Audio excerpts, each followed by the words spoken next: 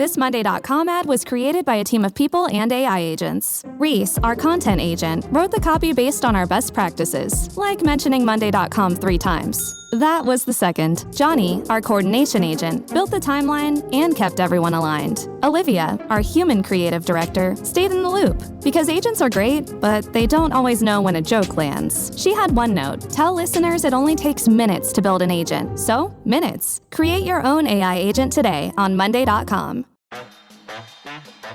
At DSW, we ask the important questions, like, what shoes are you going to wear? Whether you're prepping for wedding season, festival season, or just planning the ultimate vacay, the right shoes can make or break an RSVP. So own the moment. You've got big plans, and we've got just the shoes. At the perfect price, of course.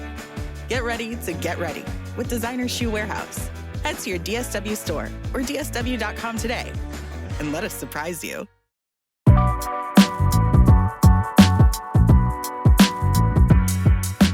Welcome back to Investies podcast. I'm your host, Linda Garcia, Texas State Representative and author of the book Wealth Warrior.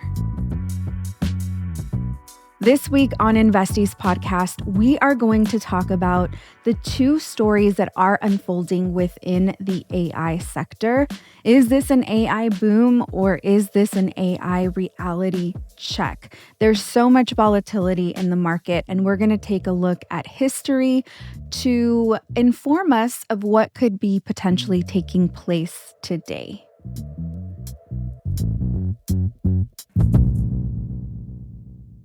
This week on the podcast, we are going to take a look at the 2 stories that are currently unfolding within the tech sector.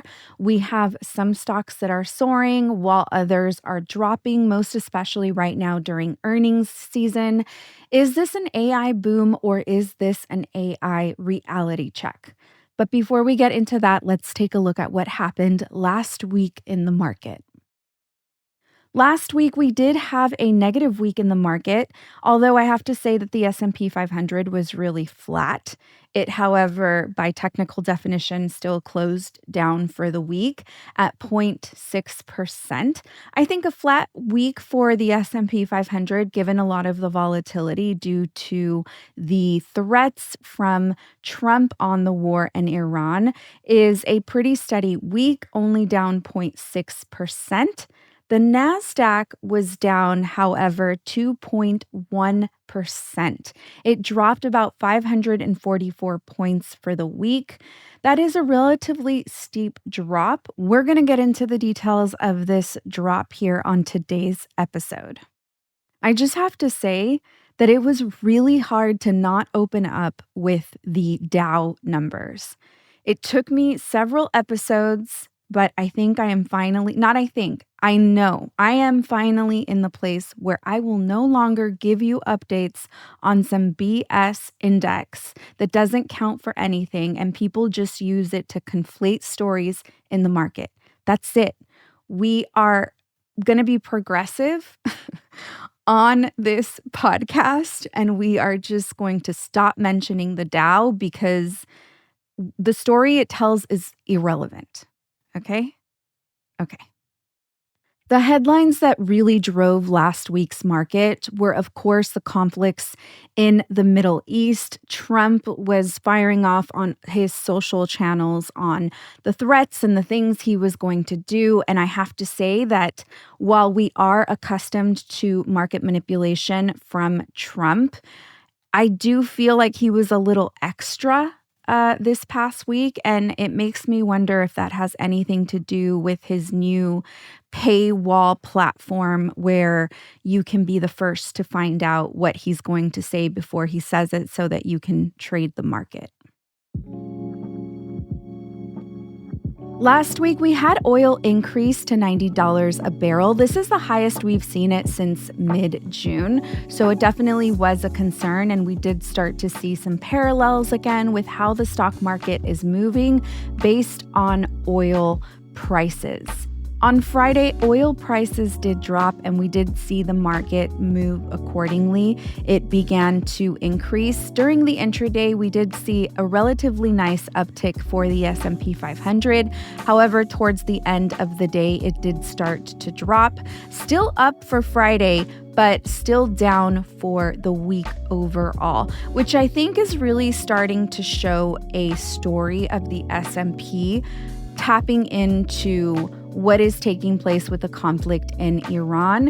And then the NASDAQ, I think, is completely disconnected and focusing on the tech sector as it should. But I think that the conflict in Iran isn't what is impacting the tech sector.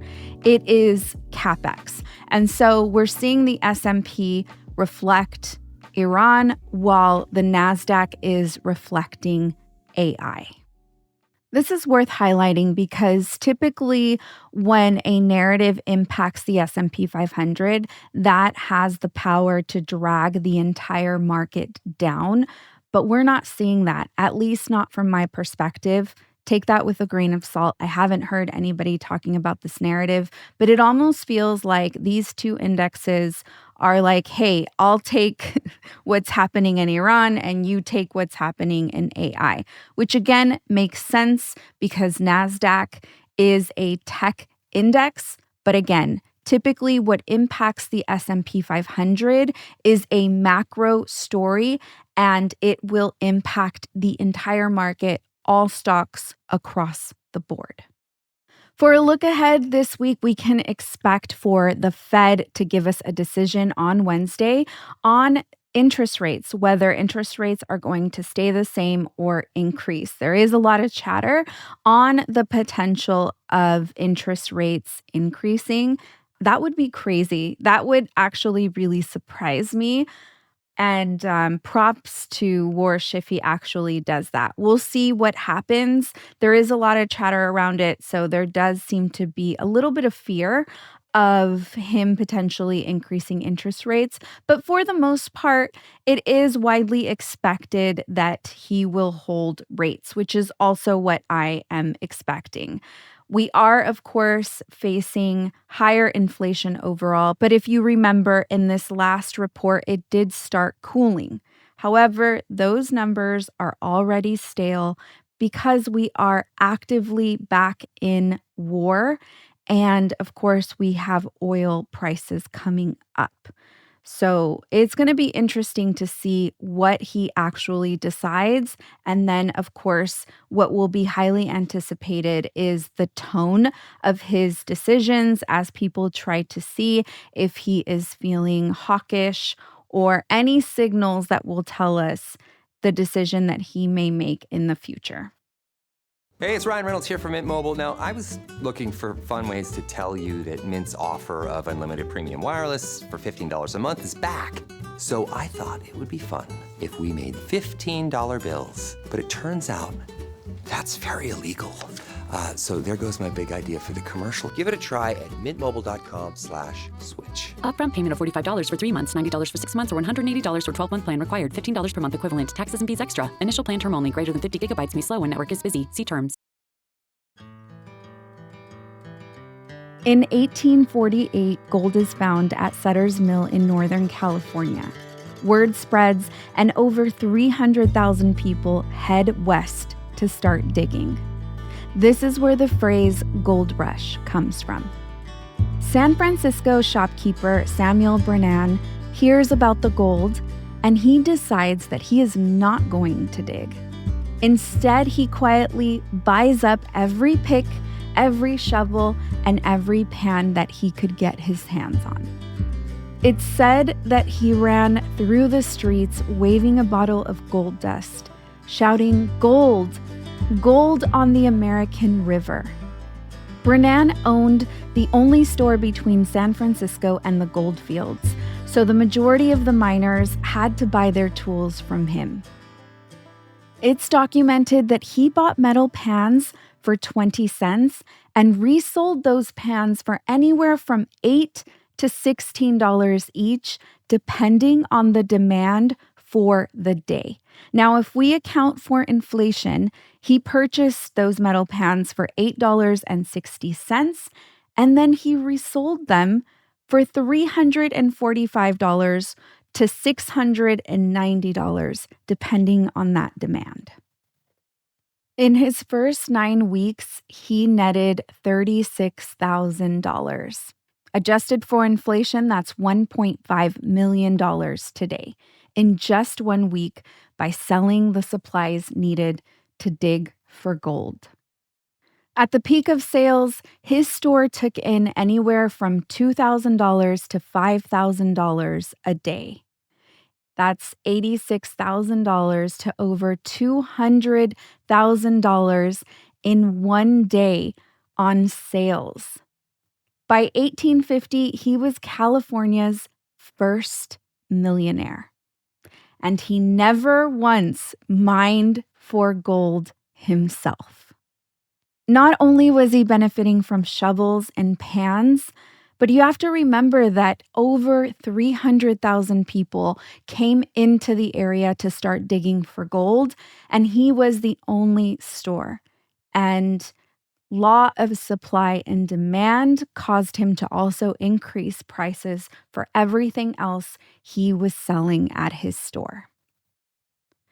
As for the miners, the ones actually chasing gold, in 1849, they averaged about $20 a day, or $860 adjusted for inflation. By 1853, that had completely collapsed, and they were making about $6 a day, $258 adjusted for inflation. Most of them went broke and ended up working for wages. Other famous shovel sellers were Levi Strauss, who showed up in 1853 selling dry goods and then eventually started creating durable canvas work pants that became the blue jeans that we all know today. John Studebaker, he got rich off of making wheelbarrows and eventually began making cars. Also, I was today years old when I learned that it is not wheelbarrows, it is wheelbarrows, okay? Just for the record, in case you didn't know that either. And then lastly, Philip Armour, who ran the water sluices. For sure, I'm not pronouncing that correctly, but it is basically a trough where the water would run and they would clean the gold. He later built a meatpacking empire. The original shovel guy, Brennan, the one that actually had the vision to identify where the real opportunity was, unfortunately, he died broke. He made a ton of terrible investments, and most of the loss of his fortune was attributed to drinking. The point of this story today is to really get us to think critically as investors in any industry that is booming, in any sector that is leading the way. Where are the ones that are selling shovels and pans? Also, we are submerged in this space of investing. You're listening to this podcast because you want to learn. And I do think that one of the most important components of being a strong investor is understanding how to A, have vision, or B, identify vision. Identify who has the vision. That is the most important part of investing that we rarely ever talk about. You have to be able to be forward looking. It is never about what you can see right now. It is about what you cannot see that will emerge 5, 10, 15, 20 years from now. That includes the ability to see what is no longer working, what will no longer be part of the future, what will no longer be the emerging sector, and what will come in and destroy the current sector that everyone is hyper-focused on. I believe that vision can be cultivated. And I have to say that I believe that the stock market is the perfect place to cultivate vision. I'm saying the stock market for retail investors, for people like us that may not have access to Ivy League schools or to be surrounded by some of the most creative people on earth. I think the stock market is prime location to start to understand vision. I don't necessarily believe that everyone can have vision to invent something for themselves, but I do believe that the ability to identify vision, which may sound simple, like, oh yeah, I can see vision. No, not everyone can see vision. This is why we hear time and time and time again of founders pitching their vision and people can't see it. It definitely takes a specific type of person that can see someone else's vision and then understand buy-in and understand, oh yeah, that's going to be big. I want to invest. I think that can be cultivated. I also think that, you have to have the right person telling the vision, right? You have to have someone with conviction that can paint the picture and believe in the vision themselves, which is why I think not everyone can be an inventor. Not because I don't think they don't have the capability, but because I think so much has to happen in order for someone to have vision and then not just have vision, but move towards the vision and execute it and then convince people around them to buy in and help them create the vision. That, I think, is a heavy lift and a talent that, sure, can be created or can be cultivated in somebody, but it's a bigger lift. It's an easier lift, I think, and is easier for me to say that I think everyone can develop the ability to see vision and to be brave enough to actually invest. And I know I say this about a lot of aspects pertaining to the stock market. I know, I just love it 360 all the way around. I just love it. I can't help myself.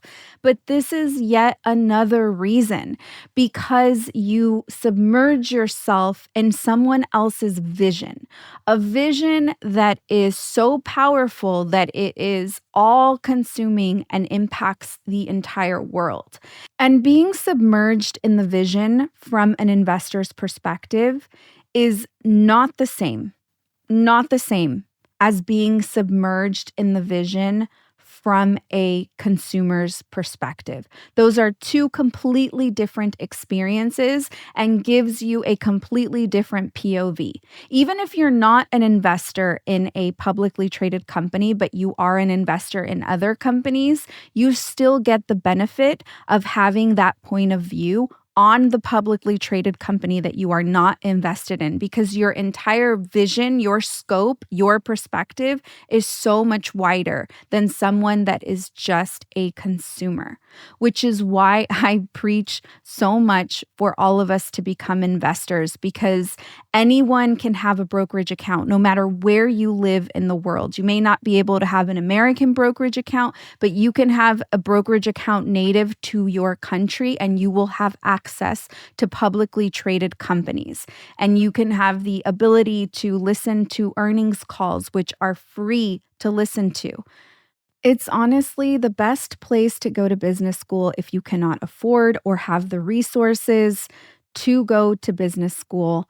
It is accessible and it has some of the most important businesses that impact our lives on the daily.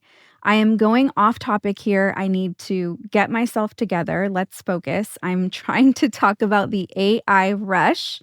So let's dig deeper into that. In the AI rush, who are the miners? I think that is a really important question that we need to ask ourselves right now. The miners include companies like Google, Meta, Microsoft, to name a few. And I think we also have to take note that not all of them are going to strike gold. In the AI rush, The shovels and the pan sellers are coming from those companies that are creating chips and are providing cloud infrastructure, that are renting out computing power. Those are the ones that are benefiting no matter who strikes gold, no matter who is the clear AI winner. And I think this picture is getting clearer and clearer as we have more and more earnings reports that are being delivered with concerns surrounding CapEx, the amount of money that these big tech companies are spending on AI infrastructure. And this is why the narrative has completely shifted. The momentum is completely shifting over to the chip makers. For the early NVIDIA investors, congratulations. If you are an NVIDIA investor and you didn't get in early, still congratulations. NVIDIA was the early chip producer in the United States.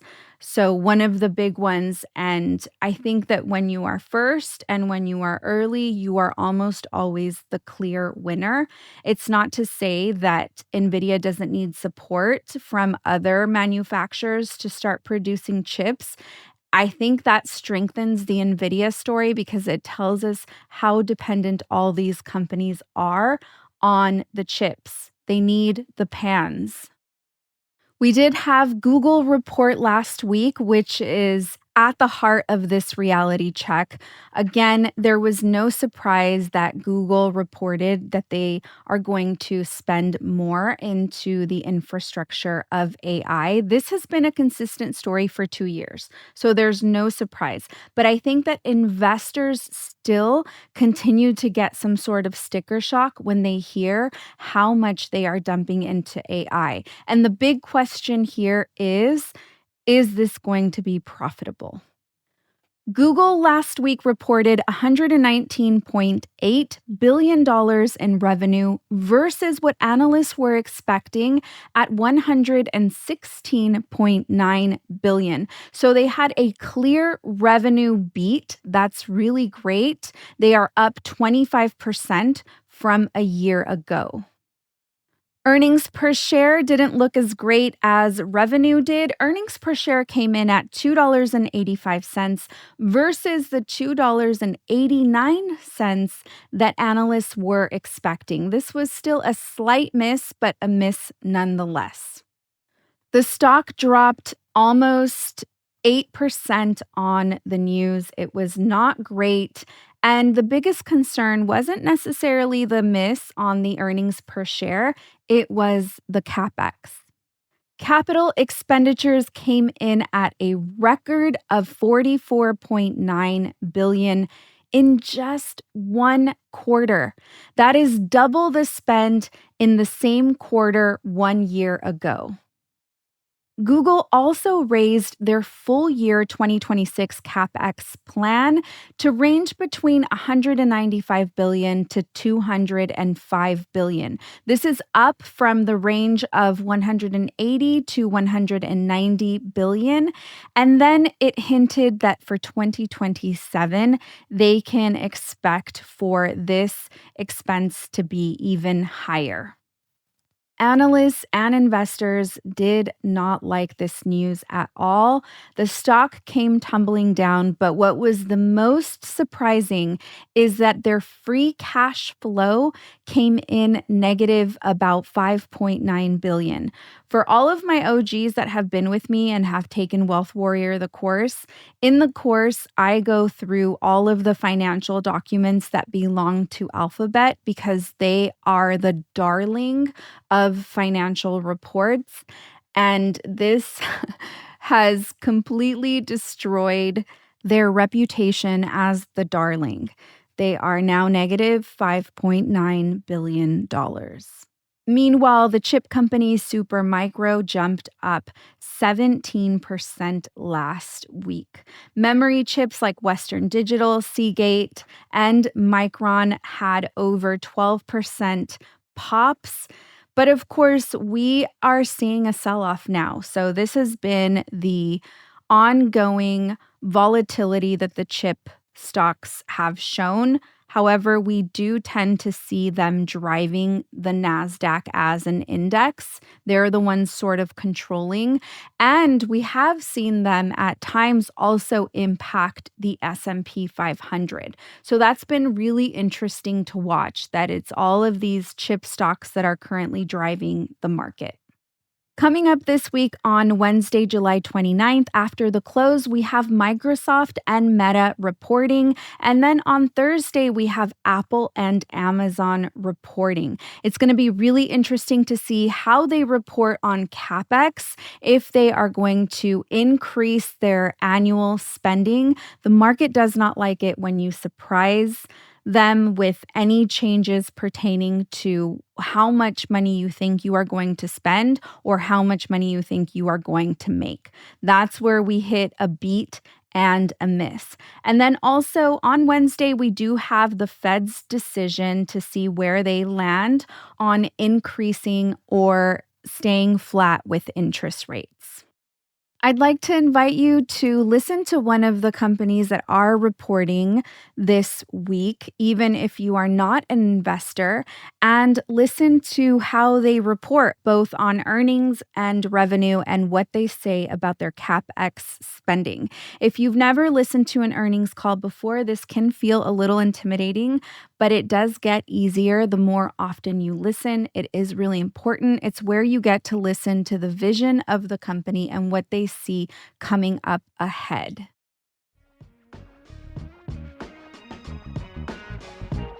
You're listening to the podcast Investies. Investies is a Cosmic Standard production. I'm your host, Linda Garcia. A very special thank you to the team, Crystal Patino, Asia Simpson, Eliza Smith, and Jacob Winnick. Everything you hear on Investies is for informational and educational purposes only. Nothing on this show is financial advice. Always do your own research. I am not a financial advisor.